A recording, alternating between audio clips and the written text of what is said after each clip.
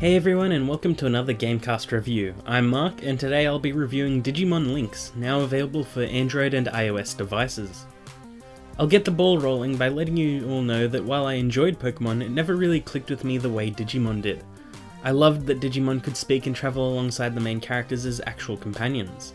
Plus, when they evolved into their gigantic fire-breathing city-destroying forms, they could always revert back to their cute and cuddly selves. I watched a lot of this show growing up, so while the phone game brings back my favourite Digimon, it doesn't really bring any of the heart. Digimon Links is a freemium game, as is the case with practically anything worth playing on smart devices. Links is filled with microtransactions, from stamina refreshes to XP boosting items, and of course the game's very own summoning currency, Digistones.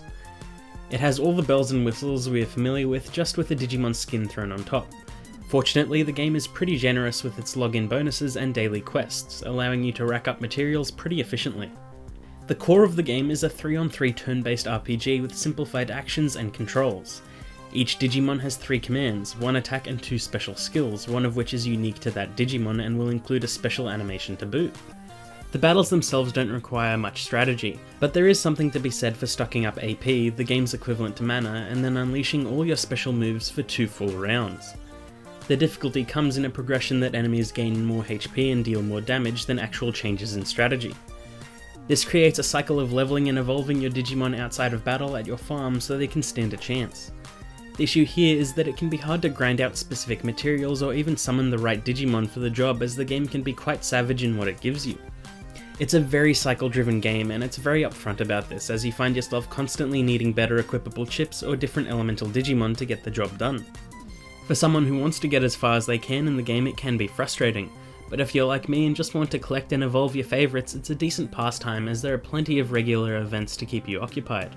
It also helps that when you don't get the Digimon you want, there is usually a longer method to acquiring them, as each Digimon has more than one evolution path, allowing you to plan ahead a little. Graphically, Digimon Links is quite strong, representing a slightly downgraded version of the Digimon story engine we've seen in Cyber Sleuth and its sequel. All the Digimon look and act like they should, and the unique special moves is a really nice touch. The evolution animation is a nice throwback to the anime, and at times the whole experience can be very nostalgic. Unfortunately, it does have its fair share of problems like frame rate drops and infrequent load issues, or at least I encountered it on the Samsung Galaxy 5. The soundtrack doesn't stand out all that much, and it can be a bit grating depending on how long your play session is. There is fun to be had with this title, it's just best enjoyed in small bursts. It's not a console experience brought to phones. It's exactly what it looks like, a simplified freemium Digimon game that you can play when you're bored and have nothing else to do. It's easy enough to get by without actually dropping any actual money on the game, which is great, but it does still take a little bit of grinding if you want to make a 10-time summon to guarantee certain rarity Digimon appearing. At times it annoyed me for its frustrating randomization, and at other times I loved it for the very same reason. It's hard to describe the love-hate relationship of RNG, but I guess that's just how these sorts of games work. As it is technically a free game, that makes it a little hard to score. So really, if you like Digimon, then you might as well check it out, but if you've only ever had a passing interest in the series, then this isn't a good starting point. I hope you liked that video. Please don't forget to like and subscribe, and if you'd like to see more from me, you can find me right here at GameCast as part of the review team, as well as over at Arisen Culture.